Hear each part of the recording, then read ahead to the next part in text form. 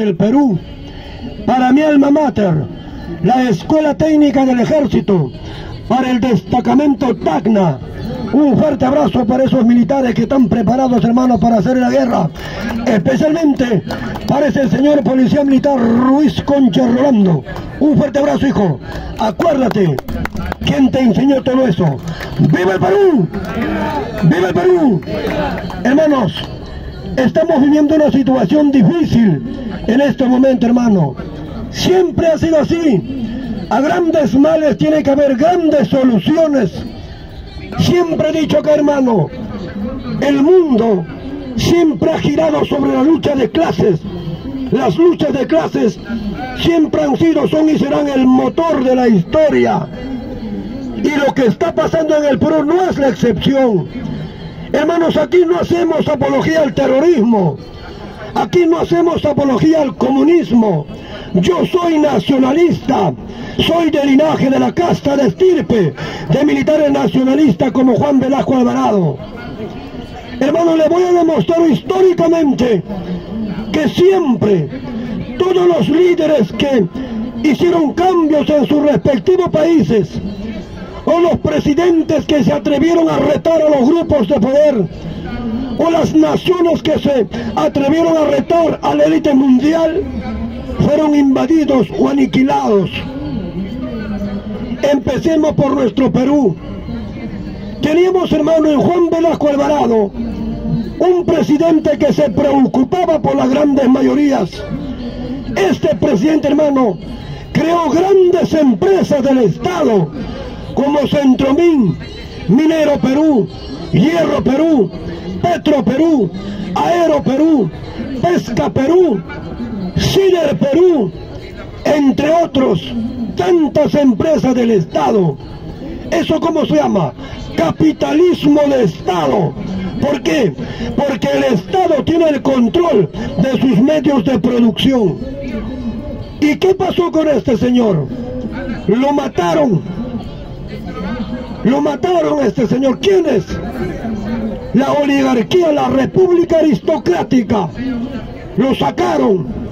Utilizaron a un traidor, Francisco Morales Bermúdez, quien lo defenestró el 29 de agosto de 1975. Juan Velasco Alvarado. ¿Quién fue el otro líder a quien la derecha lo temía? Rafael Hoyo Rubio. Rafael Hoyo Rubio, hermano, era mano derecha de Juan Velasco Alvarado. Ese señor también, durante el gobierno de Fernando Belaúnde Terry, en su segundo gobierno, desempeñaba el cargo de comandante general del ejército. La derecha lo veía como un peligro y lo asesinaron el 5 de junio de 1981, cuando un helicóptero sobrevolaba la frontera con el Ecuador, estalló en 1000 pedazos. Un nacionalista neto. Lo desaparecieron de la faz política. Y después se comprobó que la CIA tuvo participación en esto. Otro líder extranjero, ¿quién es, por ejemplo? Este señor Omar Torrijos, un nacionalista panameño. Este señor, hermano, se enfrentó a un poderoso imperio, a los norteamericanos, cuando gobernaba el señor presidente Jimmy Carter. A él obligó firmar el famoso tratado Torrijos-Carter el 7 de diciembre de 1977. En ese tratado, hermano, Torrijos-Carter, ahí dijo de que Estados Unidos administraría el canal de Panamá hasta el 31 de diciembre de 1999. Eso se cumplió tal como estaba escrito. ¿Pero qué quería Omar Torrijos? Omar Torrijos quería ampliar el canal de Panamá, que fue inaugurado en el año de 1914, que une a dos grandes masas de agua, el Atlántico y el Pacífico. Quería ampliar el canal de Panamá, pero para ello no necesitaba ya capital norteamericano, sino capital y tecnología japonesa. Craso error. 31 de julio de 1981, cuando ese pequeño avión sobrevolaba la bahía de Panamá, explotó en los aires. Lo tumbaron. lo asesinaron. ¿Están claros, hermanos? Otro, ¿quién fue, por ejemplo? Yéndonos al África, Muammar Gaddafi. Este señor gobernó Libia por 40 años. Este señor se dedicó a buscar petróleo en todo su desierto que colinda con el Sahara. Pero en vez de petróleo, encontró agua y cavó 1.300 pozos. No encontró petróleo, pero encontró agua. Con esos 1.300 pozos, ¿qué hizo? Construyó un río artificial e irrigó todo el desierto del Sahara, que era parte de Libia. Primer país exportador, agroindustria, potencia. Tenía casi 1.000 millones de dólares depositados en bancos ingleses. Que este señor siempre decía: mientras yo sea presidente de Libia, mis padres no tendrán su casa hasta que todo nacido aquí tenga su casa. Sus padres murieron en un campamento. ¿Qué quería hacer más este señor Gaddafi? Iba a formar un poderoso banco africano con su plata. ¿Para qué? Para prestar dinero a los 53 países del continente negro. Dinero sin intereses. El dólar. Y ya sabe con quién chocó. Con la Reserva Federal. ¿Por qué? Porque a nivel planeta, el único organismo encargado de fabricar o procesar dólares es la Reserva Federal, cuya carta fundacional data del 23 de diciembre del año 1913. ¿Quién lo fundó? Woodrow Wilson, pero por presión de la élite de ese entonces, los Rockefeller, los JP Morgan y los Rothschild. ¿Está claro, hijos?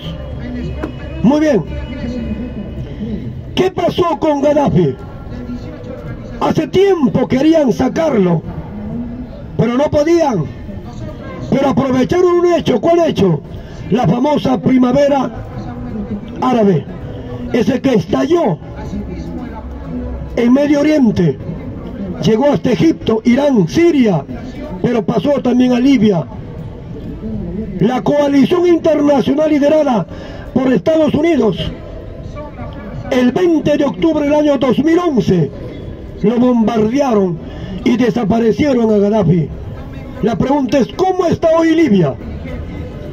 Libia está completamente destruida. Todo lo han destruido. Hay guerra civil, hay hambruna. Un líder desaparecido. El otro, ¿quién fue? Saddam Hussein, presidente iraquí. La tierra del tío Sam son expertos en inventar pruebas, son expertos en ello. ¿Qué hicieron? Nos hicieron creer de que Saddam Hussein estaba construyendo armamento no convencional para atacar a la población civil. Lo invadieron. Una vez invadido, capturaron a Saddam Hussein, se lo llevaron a los Estados Unidos, lo juzgaron y lo condenaron a muerte, a morir ahorcado, 30 de diciembre del año 2006. Lo ahorcaron. No solamente ha hecho esto, hay otro más. ¿Quién escucha hablar, por ejemplo, de Martin Luther King? Un gran luchador social, una persona que buscaba que también los hombres de color sean incluidos en el desarrollo en el pueblo norteamericano. Convocó a millones de afros. ¿Para qué? Para hacerles entender que la única forma de también recuperar sus derechos como ciudadanos, como seres humanos, era luchando, era protestando. Pero lo asesinaron. ¿Cuándo lo asesinan? El 4 de abril del año 1968. Martin Luther King. ¿Otro quién podría ser? a este gran revolucionario mexicano que se le conoce como el Libertador del Sur. Me estoy refiriendo a quién. ¿Cómo se llama este señor? Emiliano Zapata.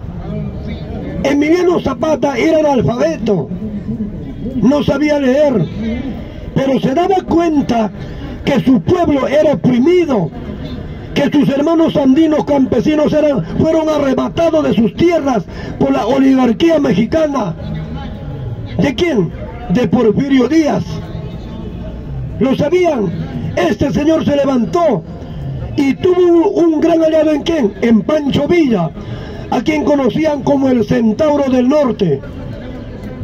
Pero este señor era peligroso, Emiliano Zapata. También lo emboscaron y lo mataron.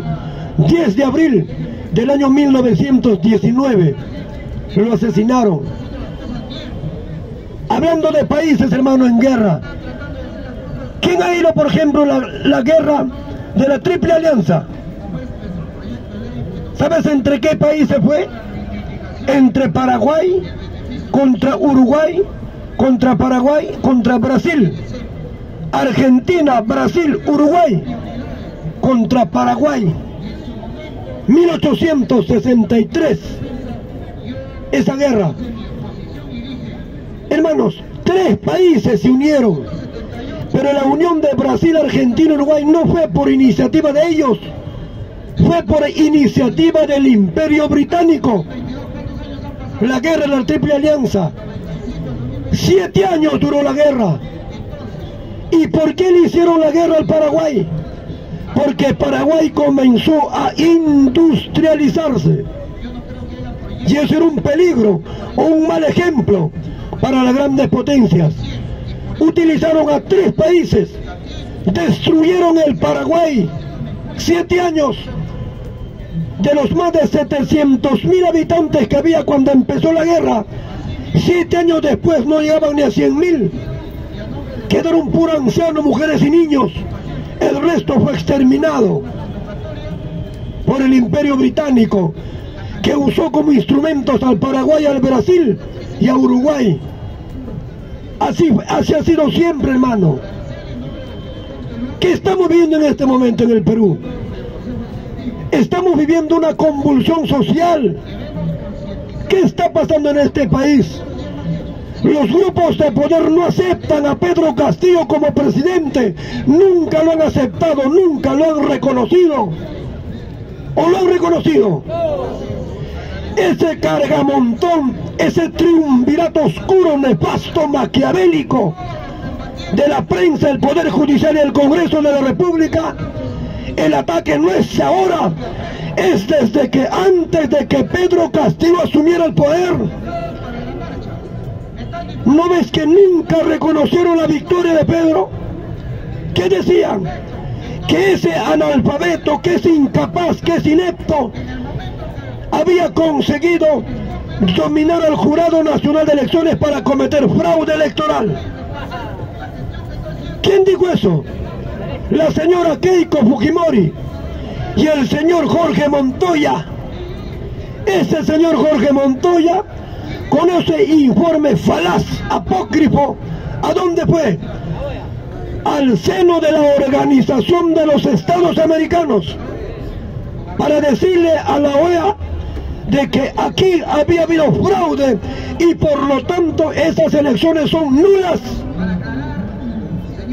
Ahí fue a pedir el favor a la OEA, pero la OEA le metió un portazo. ¿Por qué? Porque vinieron veedores de la OEA de Europa. Los mismos norteamericanos enviaron a su veedor acá.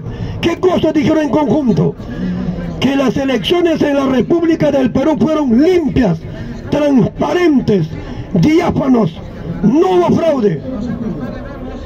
¿Y qué hace ahora el señor Jorge Montoya? Despotrica contra la OEA. ¿Qué dice? La OEA no debe de intervenir en asuntos internos de un país. ¿Sabe por qué habla así? Porque desconoce o se hace el tonto. Hermanos, en nuestro mundo Hay tres tipos de leyes: leyes nacionales, leyes supranacionales y leyes planetarias. Mira, préstame tu constitución, basurguero. Está rápido, está bien así, ¿no, hermano? Claro, pues, hermano. También queremos un Estado ágil, no un Estado inerte. Mira, hermano, esta Constitución es una ley nacional. Esto se impone en nuestra República del Perú, pero fuera de esto no. Pero por encima de esta Constitución está una ley que se llama una ley supranacional, superior al nacional. ¿Dónde está? En la Organización de los Estados Americanos, o la Carta de Bogotá, 30 de abril de 1948, data su carta fundacional. Sus leyes son superiores a esto. Pero por encima de las leyes supranacionales, que es la OEA, ¿qué cosa hay? Las leyes que se encuentran en la Organización de las Naciones Unidas. Eso es lo que pasa. Entonces la OEA tiene razón de intervenir en este país, pero sus intervenciones o sus resoluciones no son vinculantes. ¿Qué cosa quiere decir no son vinculantes? Que no son obligatorios, solamente son recomendaciones, opiniones. Entonces, si lo toman en cuenta, depende de la nación. Por eso somos soberanos. Entonces lo interviene porque tiene que intervenir. Pero este señor Jorge Montoya, ¿qué dice? No. Entonces, ¿para qué firmaron la carta de la OEA? La OEA va a venir acá el 20, va a estar 2 días, se va a entrevistar seguramente con algunos estamentos, con las autoridades del Perú. Ojalá que nunca lo haga con la Defensoría del Pueblo. Esa defensoría no defiende al pueblo, defiende a los grupos de poder. ¿Cómo se llama la defensoría? Dani, ¿cómo se llama la Defensoría del Pueblo? ¿Qué dice esta señora? ¿Sabes qué dice, hermano? Dice lo siguiente: Pedro Castillo debe renunciar porque es inepto. O sea que ¿de quién se ha copiado? De ese párroco de ese hermoso Valle del Mantaro llamado Pedro Barreto. Ese también dijo: Pedro Castillo debe de renunciar porque es inepto. El más inepto son estos padres que visten sotana porque ya nadie les cree. Pero sin embargo se llevan 60.000 soles al mes. O sea que en 30 días se llevan lo que un obrero gana en 7 años. ¿Para qué tanta plata, hermano? ¿O tienen por ahí hijos por ahí escondidos? ¿Ah? Así es, pues, hermano, es verdad. ¿Y quién le dio este beneficio a los sotaneros? ¿Quién le dio? Francisco Morales Bermúdez. Por eso tenemos que leer. ¿Cuándo le dio? Se llama concordato. ¿Y qué es un concordato? A ver, ¿qué me dice? ¿Qué es un concordato? Dani, ¿tiene 10 soles? Tamícete. Un concordato es un acuerdo entre un Estado y el Vaticano. Un acuerdo, un tratado, como quiera llamarlo, entre un Estado y el Vaticano. ¿Y qué cosa le dice ahí el Vaticano? Le dice a todos los que visten sotana, a todos aquellos que derraman agua bendita por doquier, tienes que pagarle 60.000 soles al mes.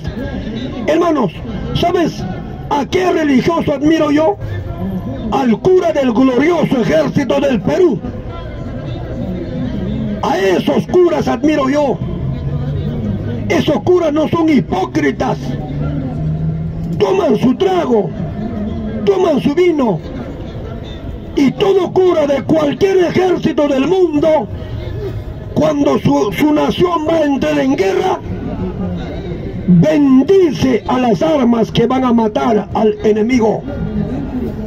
¿O no, doctor? Esos son los curas verdaderos. Sacan soga bendita, dice, a las armas que están ahí. Acaben con el enemigo.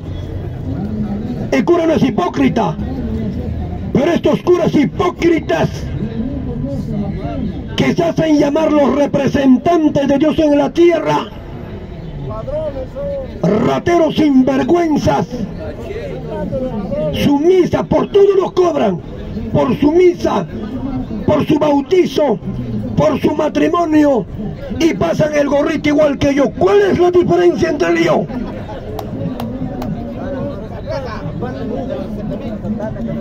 ¿Cómo estamos? Estamos subiendo. ¿A qué piso? Tercero. Ya pon el ascensor, hijo, para que suba rápido. ¿Se dan cuenta, hermanos? Y los curas también están atacando al profesor, ¿o no? Hermanos,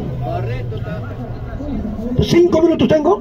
Mira, chocherita, espérate un poquito más, sino que nos están comunicando los serenajos. Vete, hermano, no tengas miedo, hermano. Confianza. ¿Sabes por qué, hermano? Porque en las redes se manifiestan, dicen, no, esos del Ágora están ocupando toda la plaza, se creen dueños de la plaza, pero algún día nos vamos a nos vamos a adueñar de esta plaza. Esta plaza ya tiene un nombre, José Gabriel Condorcanqui San Martín. Lo vamos a vender al peso. ¡Viva Perú! Claro que se pagan bien, ¿o no? Doc, 5 minutos, por favor. Miren, hermanos, muy bien. Coyuntura política. Pongámonos en una situación extrema de lo que puede pasar en nuestro país. Situación extrema. Promociones, un payashimi, promociones, un payashimi. Miren, hermanos, ¿qué pasaría si el Congreso no lo va a hacer? Le tiembla. ¿Sabe por qué? Ellos también dicen, ellos también piensan en un café, en una tertulia. Ellos también debaten ahí entre ellos, dicen, ¿qué puede pasar más allá de destituir a Pedro Castillo? ¿Tienen los votos? Lo tienen. Pero también dicen, ¿qué pasa después de sacar a Pedro? No saben lo que puede ocurrir. No saben. Pero ellos también manejan la hipótesis de que sacando a Pedro, el estallido social, hermano, puede explotar a lo largo y ancho del territorio nacional. Eso es lo que temen. Ese es el temor. Cae Pedro Castillo, ¿quién entra a la presidencia? Dina Boluarte. Pero ya sabemos que Dina Boluarte también tiene una acusación constitucional y puede ser desaforada en cualquier momento, como cuando la hojarasca es arrastrada por el viento. Cae Dina Boluarte, ¿quién entra? José William Zapata, el presidente del Congreso de la República, como estratega militar excelente, 100, como político, suelo por los suelos. Muy bien, si en caso William Zapata ocupa la presidencia interina del Perú, nosotros como ciudadanos libres, soberanos, nosotros como ciudadanos cultos, leídos, podemos hacer uso de esta Constitución. ¿Qué artículo? El artículo 46 dice: nadie debe obediencia a un gobierno usurpador, y el pueblo peruano tiene derecho a la insurgencia. Escrito está. Al que tiene oídos, oiga. Escrito está. Nadie debe obediencia a un gobierno usurpador, y el pueblo tiene derecho a la insurgencia. Entonces, ¿qué pasa ahí? Cae este señor. Y si cae, ¿quién entra? La presidenta del Poder Judicial. Ocupa la presidencia. Ella cae. ¿Quién entra? Toma el control del territorio nacional el presidente del Comando Conjunto de las Fuerzas Armadas. Pero para hacerlo, previa declaratoria de estado de excepción para el control del orden interno, se anulan libertades como el libre tránsito, la libre expresión, la libre reunión y la inviolabilidad al domicilio. Persecución de líderes. Podría darse. ¿Y qué tiene que hacer el comando conjunto? Convocar en un tiempo prudencial a elecciones generales. La pregunta es, ¿quién puede hacer el paro ante un malatazo? Eso también ellos lo piensan. Ellos se proyectan, dicen, ¿qué puede pasar más allá de vacar a Pedro Castillo? Entonces resuelven, hay que hacernos el cojudo, cobrar nuestra plata, vivir feliz. Eso es lo que pasa. Hay un dicho que reza, cobra tu plata hasta el cojudo y vive feliz. Eso están haciendo. El voto lo tienen. ¿Qué cosa les contiene? El temor a la insurgencia del pueblo. Y ya se asustaron el 10. Ningún congresista fue. ¿Por qué? Porque temen la ira del pueblo, temen la ira, la cólera del pueblo peruano. Entonces, hermanos, respiremos tranquilos. El temor, el miedo está allá, no está acá. ¡Vive Perú! ¡Vive Perú! Un aplauso para ustedes, hermano. Gracias. Gracias, hermano. Gracias. Hermano, pueden por este espacio. Apoya este espacio, hermano. Dani, ven, saluda.